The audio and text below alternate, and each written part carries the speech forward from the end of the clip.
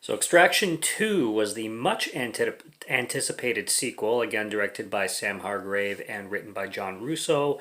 Highly anticipated for most people. I actually didn't expect this film to get a sequel whatsoever.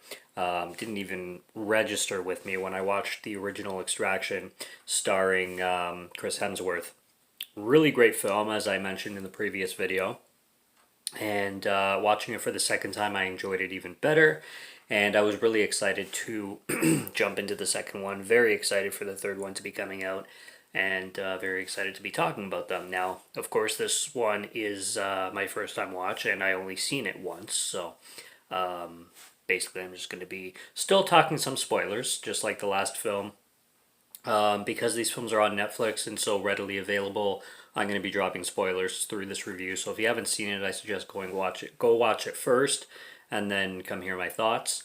But this one is, in my opinion, so far, pretty much on par with the first film. If I'm going to decide between the two, I will say that I like the first one more. But that doesn't really take away from this one because it is just as impactful with the action and the choreography. I mean, it's just insanity with this one. Like, they take everything that the first one had and then they give you more of it. Like, they don't enhance anything from the first one. They don't do anything bigger, better, or anything like that. It's pretty even leveled with what they do. But they deliver all the goods that the first one had. So you can really splice these films together and watch them back to back, and it's like a really long movie kind of thing. And I'm guessing the third one will be along those lines. Anyway, what we have going here plot wise is Chris Hemsworth's character Tyler. Is basically resuscitated and revived from the end of the first film. He's in the hospital. They bring him back. He was pretty much dead. They revived him. He, of course, not long after, is given another mission. Now, Ori, the little kid from the first film, does not come back in this one. I kind of have mixed feelings on that because I really liked his character and I liked his story arc, and I would have liked to see where that continued, but this film has a completely different mission and plot and all that. He's given a new one where he's sent off to basically rescue this family from a jail because this huge kingpin in Georgia, a lot of this film takes place in Georgia, the European country, I mean, not Georgia, United States. And this kingpin there, he's part of this gang called the Nagazi, I think, and if that's how you pronounce it. And they're a really big ruthless gang in Georgia. This gangster guy keeps his wife and his children imprisoned for their protection as he tries to brainwash them and claim, but in reality he just wants complete and utter control over them. And Tyler is sent in to go rescue this family, and when he does, this whole prison riot ensues. And if you like films like The Raid 2, you're gonna like this one, especially in that prison riot scene. I mean, a lot of things are done in one take, just like the first film was basically, had its thumbprint all over it. It was basically designed to seem and feel like a one-shot film in most of its scenes, and this one is exactly the same. It's insane, the choreography in this jail scene. There's so many people on screen at once, so many fights going on. With the believability and the realism of things, this one you have to suspend your belief even further. I mean, it's pretty insane what Chris Hemsworth's character survives and gets through. I mean, he's lit on fire, for fuck's sakes. It's just insane. One thing about this film too, specifically the second movie, is it really reminds me of a video game. This feels like an Uncharted game. Like, it's very similar watching this movie and thinking about the Uncharted video games and how they're designed and how they play. And the camera angles in this movie are very reminiscent to how the gameplay looks in an Uncharted video game. So you can even say this film is like an unofficial Uncharted movie, or what a lot of people wish an Uncharted movie would be like.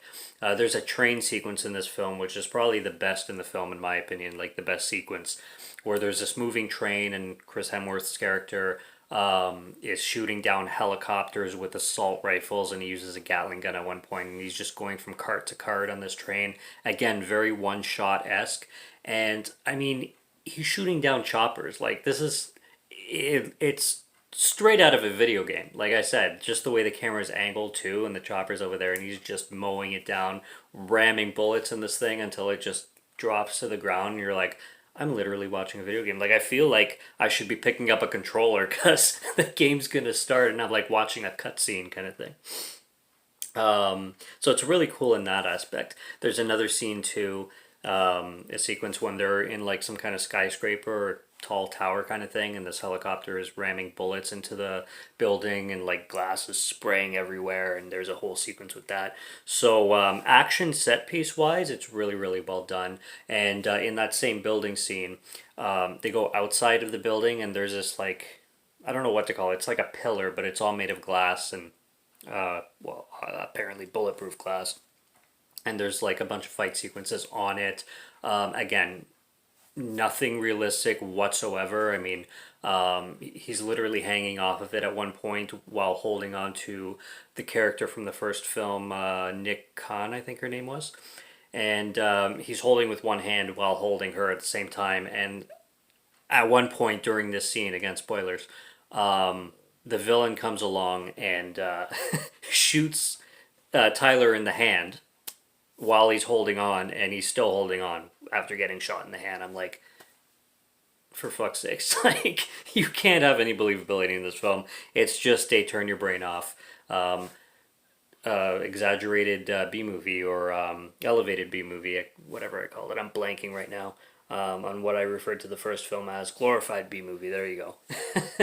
Glorified B movie. This is the exact same kind of tone. So the rest of the film plays out with his brother chasing down the family and trying to get the kid back, especially. And the kid is very torn and back and forth because this kid was, grew up with a love for his father, and he was an up and coming Nagazi kind of supporter. He was going to be, really big in the gang, and through, brainwashing and, blood ties and family, he's still very attached to his father, even though his father is a ruthless, awful human being.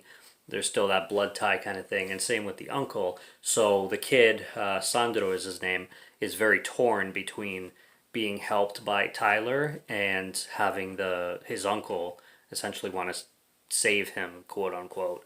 And he kind of has a hard time choosing which side to trust and believe in throughout the film, which is interesting. And I liked how his character kind of developed around that idea, because he's kind of like a lost boy kind of thing, and Tyler wants the best for him, obviously, and wants to get him out of this lifestyle, but he's so glued to the lifestyle kind of thing, so it's tough. I like that. And I like the mom character too, and you can tell she like deeply cares for the boy, but he does some things throughout the film to kind of betray her and betray her trust and stuff like that. Stupid things, but still innocent things, just because he's so young and naive and manipulative. He's easily manipulated, is what I'm trying to say. Cool film though. It's mostly about the action, like I said. The plot is kind of secondary with a film like this. The action is derivative of, like I said, everything that the first film was.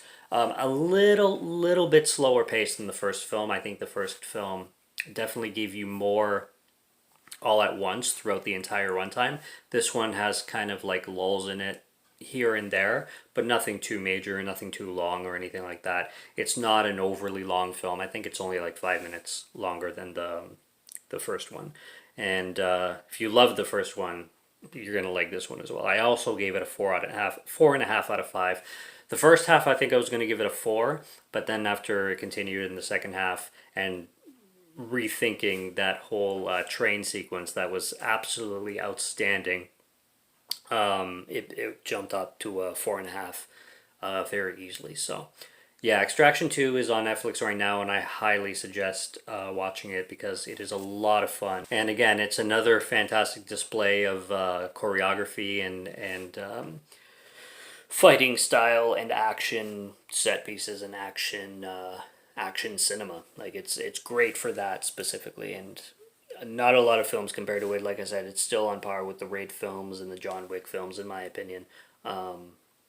Some of those do certain things better than the Extraction films, but the Extraction is definitely playing on that field and I can compare it to any. I can recommend it to any fans of those films that I just mentioned. So that's really all I got on this one. Highly suggest checking it out, whether you've seen the first film or not. But if you have seen the first film, it's a no-brainer. Go check out Extraction 2. Subscribe to Morgan Film Fan if you like to listen to my voice or if you like my film reviews. I'll be back with more soon, so stay tuned for those. Check out what's on the channel already. Stay tuned for what's coming. Until next review, have a good one. Take care and cheers.